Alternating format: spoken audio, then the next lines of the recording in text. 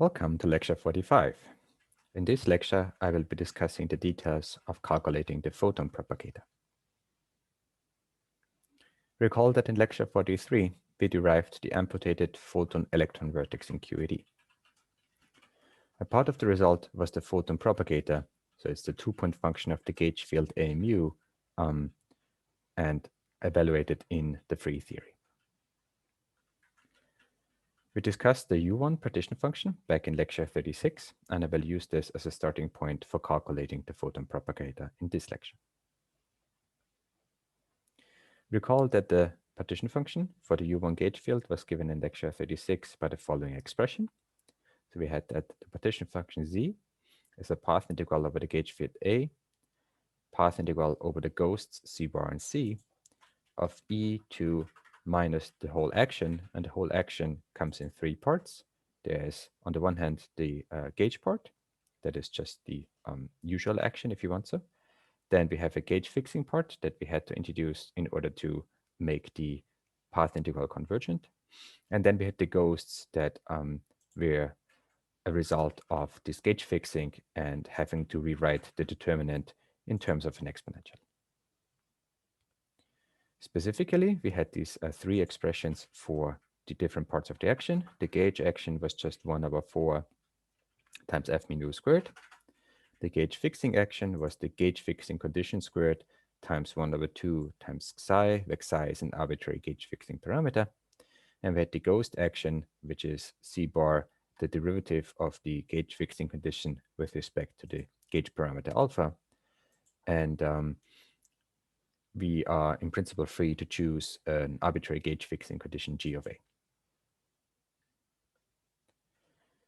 Similar to the partition function, we can write down the free photon propagator as just the path integral of the two-point function, a mu of x, a nu of 0, divided by the partition function z. And that defines the two-point function g mu nu of x, which is the free photon propagator. Since we have in here the gauge fixing condition gf, the actual form of the propagator will depend on the choice of the gauge fixing condition. In the following, I will consider a fairly standard choice for the gauge fixing condition, which is the class of so-called covariant gauges. So g of a is just d mu a mu. Within this class of covariant gauges, the ghosts decouple from the path integral. That is the same as we had in lecture 36. And since our two-point function doesn't involve any ghost fields, we can simply sort of pull through the part of the ghost that decouple and cancel the ghost part of the path integral in the numerator and denominator. We are left with a path integral only over the gauge fields A, where we have the two-point function a mu of x, a nu of 0, e to the minus the action, which is now just the gauge part and the gauge fixing part, divided by the path integral that also is just the same path integral, but the ghosts have been decoupled. So we have a path integral only over the gauge fields. As before, we can perform a Fourier transform of the gauge field. So a mu is just t over v sum over k e to the ikx a tilde. So a tilde of k are just the Fourier coefficients.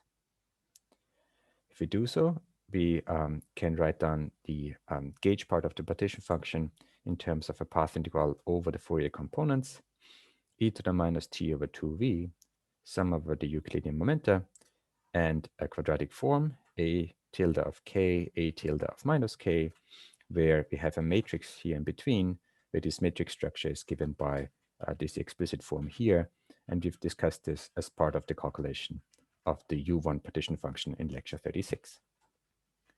So this matrix here is k squared delta mu minus k mu k nu plus 1 over xi, k mu k nu. You can see it depends explicitly on the parameter psi, which is the arbitrary gauge fixing parameter. The two-point function then becomes the path integral where we have the two-point function a tilde of p, a tilde of q divided by the gauge part of the partition function. And because this is a Gaussian integral, we can evaluate this integral and we'll get just the coefficient that corresponds to the non-vanishing two-point function here. That's the one where we have picked out the particular matrix element that corresponds to this.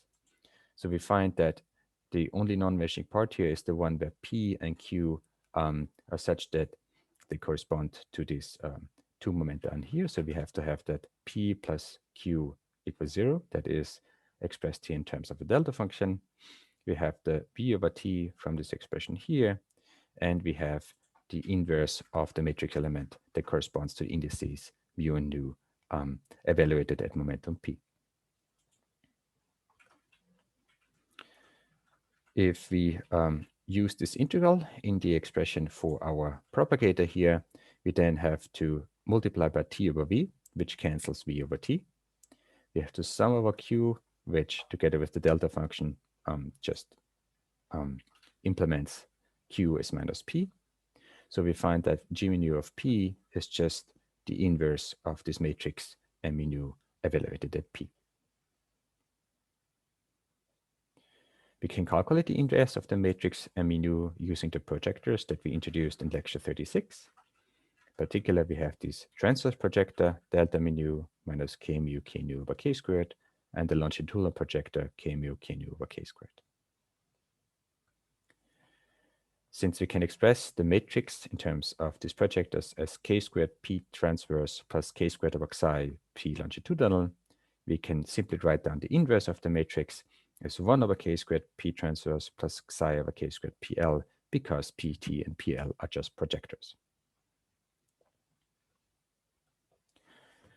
So having an explicit expression for the inverse of the matrix, we find that our propagator, photon propagator, in Fourier space as a function of Euclidean momentum P has just given us delta mu nu over P squared plus Xi minus 1 P mu P nu over P to the 4. If we sort of plug in the explicit expressions for PT and PL to get this expression.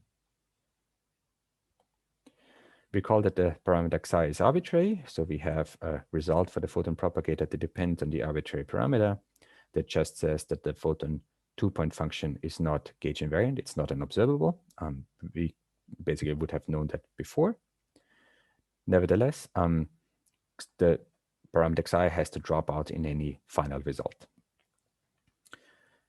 However, so basically we can use the independence with respect to Xi as a check on the correctness of our calculations if we sort of pull this through.